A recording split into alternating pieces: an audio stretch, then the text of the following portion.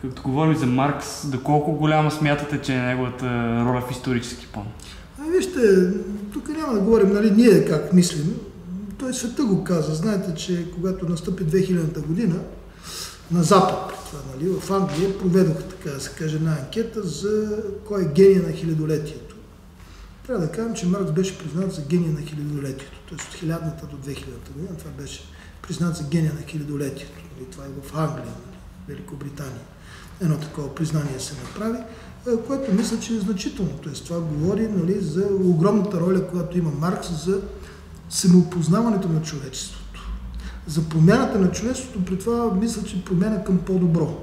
Защото знаете известната мисъл на Маркс, че досега философите само са обяснявали света, а не е важно толкова да го обясняваме, колкото смисъл е да го променяме. И според мен ролята на Маркс за промяна на света и то на промяна към по-добро определено е гигантска. Това е отразено именно в това му признаване като гений на хилядолетието. А доколко смятате, че неговите открития и неговите идеи са актуални днес? Вижте, няма що да се лъжим. Значи има неща от Маркс, които устаряха, които вече, да кажем, времето, нали, вятъра на историята, така да се каже. Историята ги определено, така да се каже, ги отвя, но има неща, които са ключови, които до ден днес са изключително актуални. Фактически Маркс разкри основните закони на капитализма. На практика това е най-добрият анализатор на капитализма. И той не просто основните закони разкри на капитализма, но той се опита и показа решения на къде трябва да се върви, в каква посока трябва да се върви. Фактически така наречената трудова теория на Маркс, т.е. с която той разкри, дето се казва, с механизма на капиталистическата експлоатация, тя е абсолютно актуална до днес. Никакво промени, така да се каже, на капитализма и неговото усъвършенстване в една или друга форма, да кажем, в технологически план, или ако щете даже в социално-организационен или политически план, наличието, да кажем, на някакъв политически плурализъм и така нататък, не премахнаха този основен закон на капитализма за експлоатацията, така да се каже, и на капитала, да кажем, за експлоатацията на човешкия труд. Тоест, фактически, принадената стойност, нали, като един закон, основен закон на икономическото възпроизводство при капитализма, да кажем, разработен от Маркс, остава абсолютно актуален до ден днешен. Тоест, той устоя на всички промени, които настъпиха в капитализма. Маркс се оказа прав и в друго, да кажем, че капитализма, да кажем, като концепция, като система, има своето начало, има своето развитие, има своя край. И в този смисъл, да кажем, днеска може твърдо да се смята, че тази системна криза, която днес имаме на капитализма, на съвременния капитализъм, може да се окаже последната системна криза на капитализма. Тоест, ние след това вече ще имаме едно друго, значително по-социализирано общество, т.е. това, което предсказва и Маркс, т.е. социализацията на обществото. Да, може би не в същите тези форми, в които той ги представяше Маркс през 19 век, все пак сега сме началото на 21 век, той тогава говореше за пролетариат, днес сме склонни вече да говорим за когнатариат, т.е. за хората, които са носители не толкова на физически труд, колкото на интелектуален, творчески труд, но именно труда, така да се каже, неговото акцент върху труда, който трябва да замени, дето се казва, нали, именно хората на труда са тези, макар и вече не на физически, но толкова на интелектуалния труд, на умствения труд, на творческия труд. Те са тези, които ще сложат край, нали, силата, фактора, носител, дето се казва, на социализацията на обществото. Ние това вече го виждаме. Маркс е верен, даже ако щете и в редица подробности. Ето, вземете да кажем тази мисъл на Маркс, когато той казва, че капитализма едва с индустриализма намира собствените си, така да се каже, технологическа база, технологическата платформа на развитие. Тъй като знаете, че капитализма започва първоначално да се развива на базата на технологическата платформа на събраната манифактура. И ето Маркс казва, че събраната манифактура все още, така да се каже, не е собствената технологическа база на капитализма. Едва с индустриализма капитализма намира своята техническа база. Значи, използвайки тази, бих казал, изключително творческа мисъл на Маркс, значи ние можем да кажем, че даже този социализъм, който имаше у нас, нали, така нареченият държавен социализъм, нали, ранните форми на социализма, те бяха все още на една техническа платформа, която беше характерна за индустриалното общество, т.е. за индустриалния капитализъм. От тук да кажем и тези недостатъци, да кажем, на това общество. Въпреки опитите по един или друг начин да кажем тези проблеми да се решат, но нямаше необходимата технологическа база за решаване на тези проблеми. А сега вече, когато ние преминаваме към една постиндустриална техническа база, която ние вече знаем, ето да кажем, вземете, ние вече говорим, нали, че основено средство за масово производство става така наречените триизмерни принтерни устройства, 3D printers. Ето погледнете човека, който е оператор на един такъв принтер, той какъв физически работник? Не, той вече не е физически работник. В никакъв случай. Той е по-скоро умствен работник, интелектуален работник. Той какъв е? Изпълнител или ръководител? Не, той вече не е изпълнител, но не е съвсем ръководител, разбирате ли? На времето Мао Цзедун, нали, в рамките на, така да се каже, големия скок и даже по-късно по време на културната революция, той предлага такива форми като комуната. Идеята за комуната е била каква? Да се премахне разликата между града и селото, между физически и умствения труд, между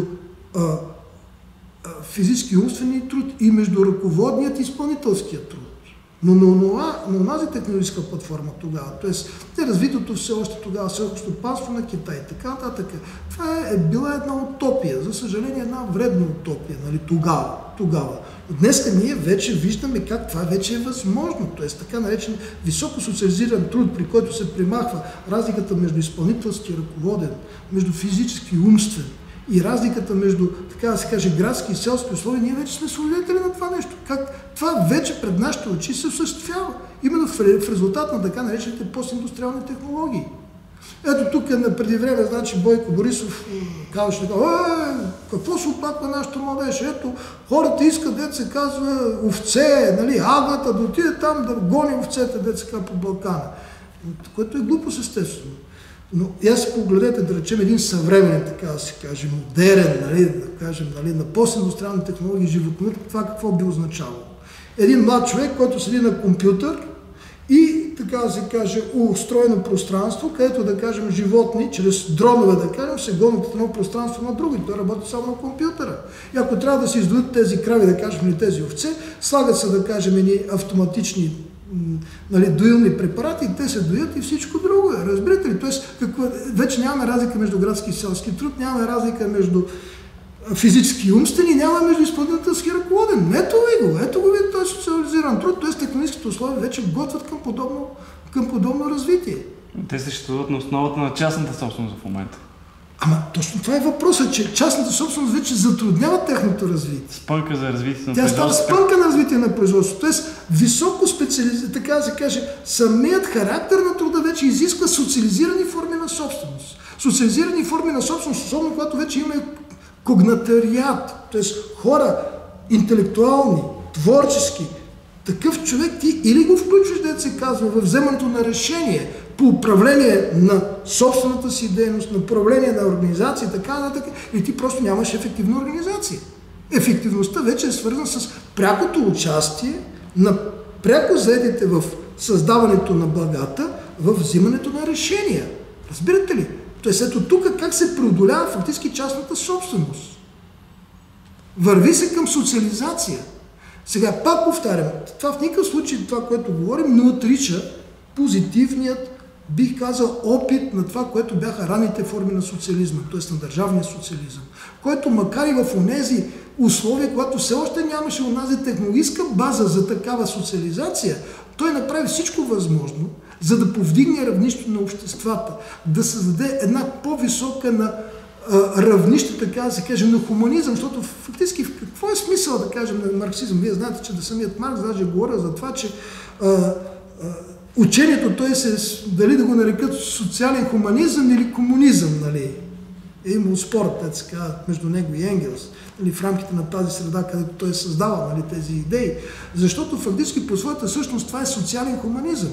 Какво е фактически социализма, комунизма, нали, в неговото особено висшата фаза? Това е социален хуманизъм, това е солидаризъм, това е социална справедливост и социално равенство. Тоест равенство на всички хора. Пред какво? Да, хората са абсолютно различни, разбирате ли, по своите качества, потенциали, умствени, физически и така нататък. Но те трябва да бъдат абсолютно равни пред възможностите си, шансовете си да развият своя потенциал.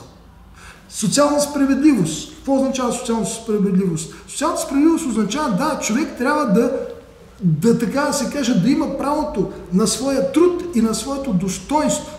Разбирате ли, това е социалната справедливост. Ти да живееш един достоен живот и да получаваш справедливо възнаграждение в зависимост от своя труд. Ето това е фактически това, което наричаме социална справедливост. За съжаление, ние виждаме как капитализма, напротив, той буквално във всеки един момент унижава човек. Да, пак повтарям, в онези даже страшни условия на едни общества, които бяха доиндустриални общества, ранните форми на социализма това направиха. Те ги изведоха, дето се казва, от този периферен тип капитализъм, в който те съществуваха и ги доведоха, дето се казва, до едно относително високо развито общество, което беше в предверието на една, така да се каже, постиндустриална епоха. Но, за съжаление, знаем, че това нещо, поне в страните от Източна Европа и бившия Съветски съюз, това не се случи, поради, нека така да кажем, предателството на цел един управленски слой, който ние наричаме номенклатура. Това става. Между другото, да кажем, и за тези неща, нека така да кажем, и марксистите са предупреждали, за една така вероятност и марксистите са предупреждали в този план. Та даже самият Маркс, да кажем, има някои така заработки в това отношение. В този смисъл трябва да кажем, че Маркс несъмнено е актуален. Маркс несъмнено е актуален, пак повтарям. Да, има неща от Маркс, които, да кажем, вече така са ответи от времето на историята. Има неща, които, да кажем, Маркс може би не обръщал толкова голямо внимание. Примерно, да кажем,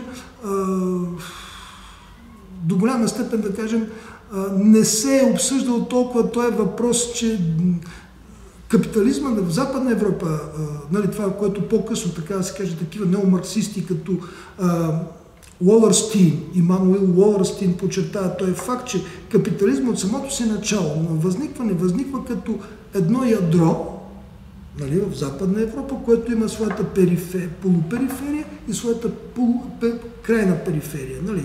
И до голяма степен това ядро постига високи стандарти на живот за една част, за двете трети. За сметка на полупериферията и периферията.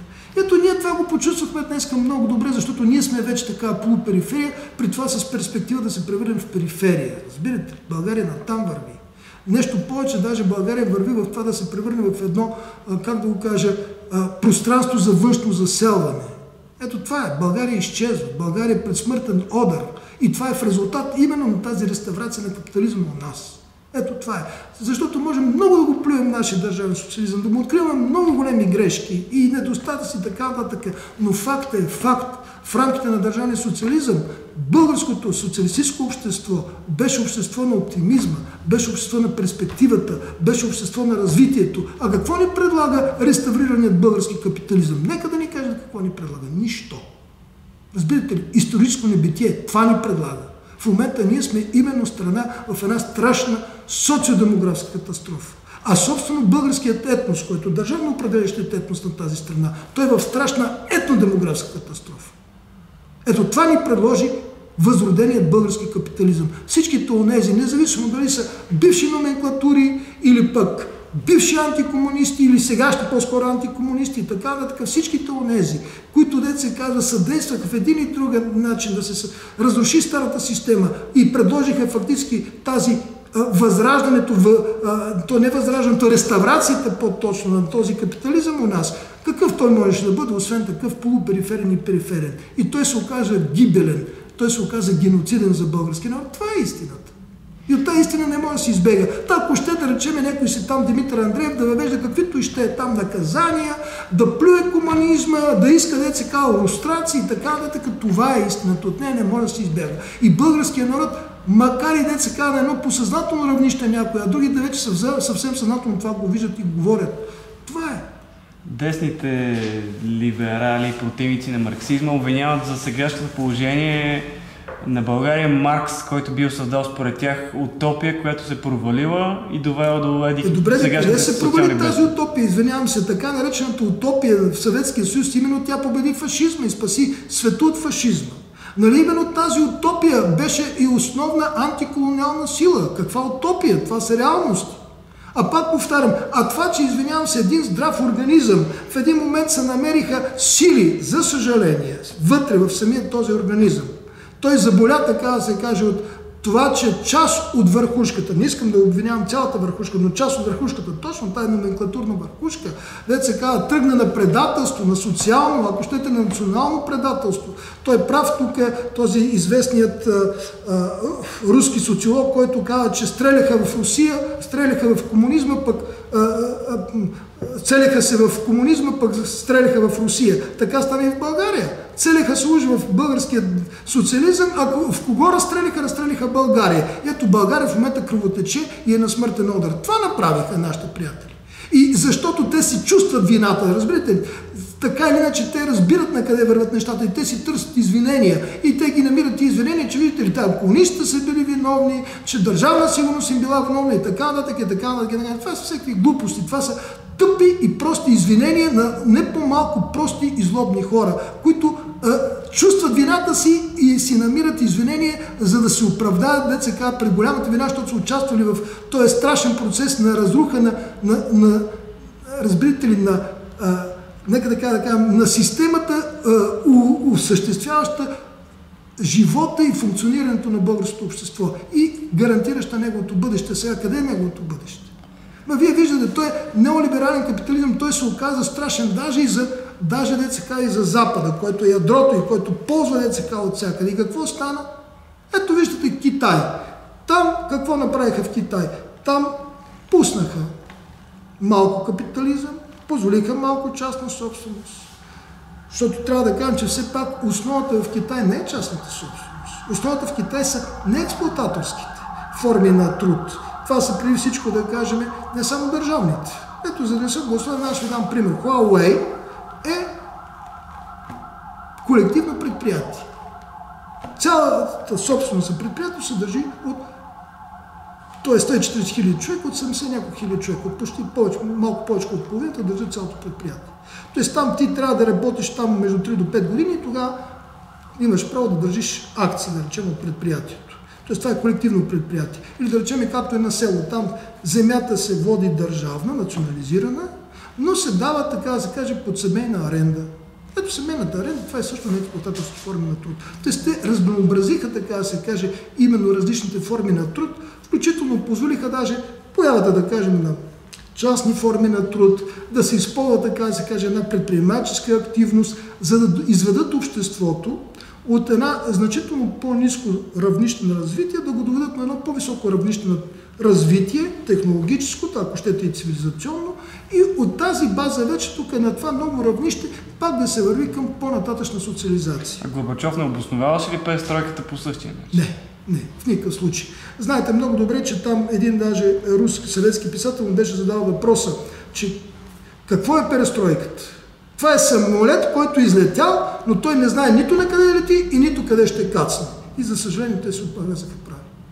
Фактически по своята същност перестройката се превърна в една антисоциалистическа номенклатурна контрреволюция. Това беше перестройката. Да, тя беше и подкрепена и от Запада и така нататък, но не бива да не виждаме в никакъв случай вината, дето се казва, на номенклатурният слой, който беше създаден, който междувременно се беше бюрократизирал и в неговият процес на бюрократизация, неговите интереси не просто се дистанцираха от интересите на трудовите хора на съответните общества, но те влезаха в пряко противоречие. Аз съм свидетел на това време, аз си спомням, даже честно казвам, тогава имах така, си спомням, че имах една специализация в Япония, бех спечелил една японска стипендия и отивам аз в Япония, тогава значи Япония беше върха, това беше 86-88 година, така Япония беше даже успяла да изпревари до някъде Запада в своето развитие, тъй като беше овладяла, успяла да изпревари да овладее в така наречената пета технологическа вълна, т.е. информационни технологии, даже Запада. И тогава в нашето посолство, нали, така да се каже, част от тази номенклатура, нали, външно-политическа на България, на външно министерство, и вие не може да се представите там с тях, аз почвам да говоря и те викат, успехите на Япония са свързани преди всичко с частната собственост. Те вече бяха станали редатели на частна собственост. Аз им казвам, не дайте да говорите тези неща, вие не познавате добре Япония, аз ще ви доведа тук хора, които са, нали, вътре в нещата, нали? Така, и те ще ви покажат, че Япония фактически използва големият потенциал, вътрешен потенциал на своята работническа класа, тъй като ключовият механизъм там на така да се каже, на това успешно развитие бяха така нареченото японско управление, а японското управление се основава на така наречените малки групи за усъвършенстване на труда, което се по своята същност форма за използване на творски потенциал на пряко заетите в производството на хора. Разбирате ли, използваха им потенциала. Тоест това е в чисто организационен план, технико-организационен план, те бяха постигнали една много висока степен на социализация. Разбирате? Една много висока степен на социализация при, така да се каже, даже и високо социализирана, трябва да ви кажа, и частна собственост, защото големите корпорации в Япония, те са, разбирате, те не принадлежат на физически частни лица. Те са собственост на юридически лица, на други корпорации. Там е така наречена система на взаимно държане на постоянни акции, където, да речем, ключовият пакет акции, да кажем, на една корпорация се държат от различни други корпорации. Пък тя с другите корпорации държи пък на съответната друга корпорация. Тоест това е висока степен на социализация на частната собственост. Но все пак частна собственост. В частна, само в един момент, то даже, разбирате ли, частна, да кажем, по-скоро по разпределението на резултатите, но тя пак не е, как да ви кажа, не е частно собственическа като физически лица, като юридически лица. И от тук затова се получаваше да кажем, че в Япония, да кажем, корпорациите имаха много висока норма на натрупване на капитала. Разбирате ли? Много висока норма на акумулация на за капиталово развитие, именно заради това, че не толкова частни лица, колкото юридически лица бяха ползвателите, така да се каже, на печалбата. Да не говорим, че тази печалба до голяма степен се реализираше в какво? Тя се реализираше отново в инвестиране, да кажем, в по-нататъчно развитие.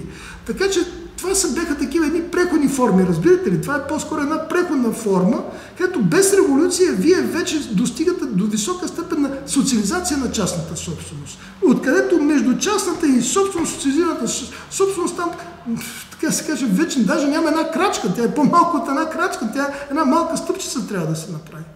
До там се стига и натам стигна деца една така високо развита капиталистическа страна като Япония. Сега тук е вече въпрос, че след това също там се тръгна един откат назад и този откат беше свързан именно с така наречената неолиберална трансформация. Но тая неолиберална трансформация, тя е откат навсякъде, във всички страни, и в Щатите, даже и така нататък, където фактически тук добре го пиша даже западни марксисти, да кажем, има един Девид Кац, да кажем, който добре обяснява това нещо, че капитализма, разбирате ли, той загуби позитивната си стойност, че той започна да работи не по формулата пари, стока, пари, прим, а започна да работи по формулата пари, ценни книжа, пари, прим, т.е. да прави печалба не чрез производство, не чрез възпроизводство, а чрез спекулации, т.е. чрез спекулации на, така да се каже, на фондовите борси и така нататък. И ето това е една много висока степен на изчерпване на капитализма като общество. И неговата абсолютно необходима преход към едно високо социализирано общество, което ние наричаме социализм. Това е. Сега, други вече въпрос е, че различните общества по земята сигурно този преход ще го извършат по различен начин. Един ще бъде в България, друг ще бъде в Щатите, третите ще бъде в Япония, но съвременният капитализъм вече озрял за това нещо. И това му озряване личи даже от факта към прехода към така наречената, те наричат на Запад трета индустриална революция, англоязичните немците наричат индустрия 4.0, а руснаците наричат шеста технологическа вълна, където фактически имаме вече тези постиндустриални технологии, като нанотехнологиите, новите видове енергия, като да речем термоядрен синтез, горещ или студен, водородната енергетика и така нататък, които вече са в буквалния смисъл на тази технологическа платформа, която изиска висока социализация на обществото. Ето тези неща, виждате, тези неща до голяма степен именно марксистите, тази марксистска вълна или неомарксистите, нали, което е също марксистска вълна, именно тези неща те предсказваха и тези неща ние ги виждаме, че се осъществяват. Така че не само, че не е устарял, така да се каже, марксизма, той става все по-актуален и по-актуален. Включително даже и с това, което той показва марксизма, че всяка една криза на капитализма носи със себе си, за съжаление, война. Носи със себе си фашизъм, носи със себе си диктатура. И ние това също го виждаме. Да, в различни форми, така нататък, ние това го виждаме. А до каква степен в марксизма можем да потърсим някакво помощно средство да се решат съвременните проблеми? Ами, лежейки на тези виждания на марксизма, ние, вижте, няма готови формули в този смисъл да кажем в конкретната ситуация. Ето това, което е казвал, нали, винаги и Маркс, и Енгелс, и Ленин са подчертавали, че марксизма не е догма, а ръководство за действие.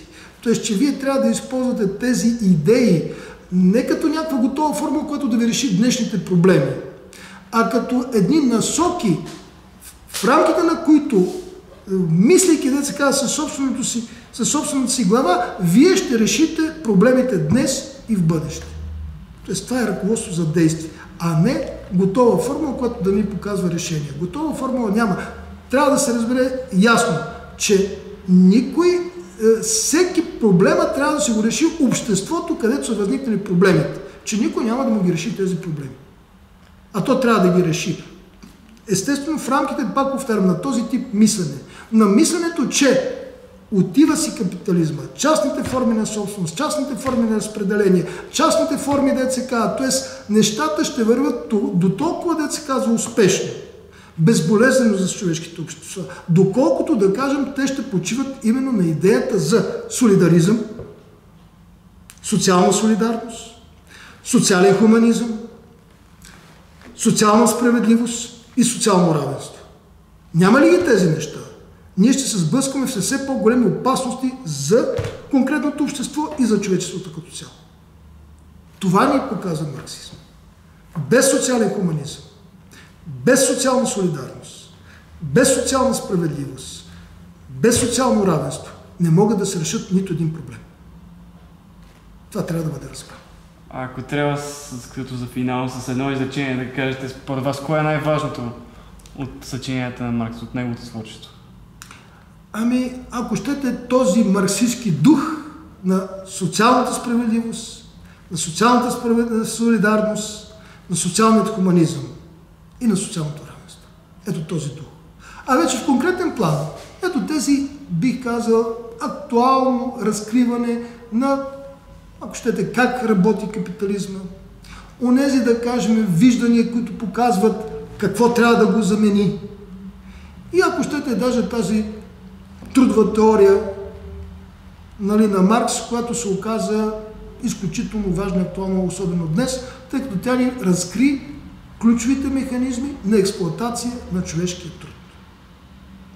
Така че, но преди всичко духа на марксизма. Преди всичко духа на марксизма. Виждате ли, марксизма е една голяма социална, така да се каже, концепция. Той е гигантска концепция. Той е една социална форма, която обхваща много неща. Той не е една просто частна дисциплина. Нали, такива големи социални концепции са, да кажем, ето либерализма, ние трябва да го признам, да, либерализма е също една такава голяма социална концепция, но марксизма като социална концепция, която показва, че истинската човешка свобода ще дойде не както казва либерализма на основата на частната собственост, а точно обратното. На основата на социализацията на собствеността. Ето тук и това противопоставяне между тези две големи социални, така да се каже, социално-теоретични платформи. Мисля, че живота все повече и повече показва верността на марксизма. На тези идеи, които наблягат именно на това, че истинската човешка свобода е невъзможна на базата, да кажем, на човешкият егоизъм. Невъзможна на базата на това, че ти можеш да бъдеш добре за сметка на другия. Тоест, ето тази социална солидарност, социална справедливост, която изпълва, така да се каже, марксизма с едно истинско съдържание. То егоизма също не е ли отражение на икономическата система? Егоизма е отражение на социално-икономическите отношения, несъмнено. Да, той е въпрос, да кажем, ако щете, и на характер, и така нататък, но преди всичко, той е отражение на тези социално-икономически, така да се каже, отношения, когато в едно пазарно общество, където каква е целта на това пазарно общество? Повтарям, не просто пазарна икономика, а пазарно общество. Това е максимизация на печалбата. Но вижте, от теорията на игрите в математиката знаем, че ако някой максимизира ползите, някой друг винаги ще максимизира какво? Загубите. Тоест, капиталистическото общество винаги играе тази игра. Някой печели, но някой абсолютно губи. Социализма предлага съвсем друго виждане за живота. Предлага това виждане за живота, където да, при съответната техническа база всичките печелят. И от тук и базата, така да се каже, онази социална база, която да изчисти, така да се каже, човешкият егоизъм от човешкото общество. Защото просто няма да е изгодно да си егоист. Защото либералите ни казват, че човек по природа е егоист и човек по природа е егоист. Ние знаем, че има общества и винаги има и хора, и общества, и тенденции, където да речеме алтруизма, така да се каже, грижата за близкия винаги била повече, отколкото да речеме от всичко останало. Ако щете даже и световните религии, те са макар и една, бих казал, древна форма на отразяване на тази човешка мечта и стремеж за справедливост. Вземете даже християнството. Той по принцип това роде, дето се казва, ако щете християнството с социализма, с марксизма, тази идея, да кажем, за човешката справедливост, тази идея за човешката солидарност, тази идея, че какво се казва там, че ако имаш една риза, дай на ближния си и така нататък. Че по-вероятно... Че по-вероятно Камила да мине през иглено ухо, отколкото да кажем богатия да влезе в рая. Виждате ли, това е така, това е точно така, това са тези идеи, разбирате ли? Тоест, човечеството винаги е живяло с тези идеи. И това е вечният човешки стремеж. И когато ние вече постигнем едно високо технологическо равнище, аз мисля, че ние не само ще го имаме този стремеж, а ще имаме тази реалност. А в рамките на това ранни форми, социалистически форми, да, даже при онези ограничени технологически възможности, все пак беше осигурено едно много важно условие. Ето това, което го имаше в социалистическа България и социалистически Съветски съюз, правото на трудовия човек на свое достоинство. Разбирате ли, това беше много важен момент. И затова се беше формирало у нас един много важен фактор. И този фактор беше какво? Беше се формирало, така да се каже, социалистически човек на България. Човек, който поставяше общият интерес пред личния си даже интерес. Пред индивидуалните си интереси. Разбирате ли? Такива хора бяхме възпитали. А сега, виждате, България се разкъсва именно от това. Разкъсва се от егоизма на елити, на маси, на всичко това нещо. Където вече личното, частното е пред общото, пред колективното, пред националното, ако щете. И ето това нас не съсипва. И това ще ни доведе до там, че ние ще изчезнем като народ. И нашето спасение се нарича възроденият социализъм на 21 век. Благодаря.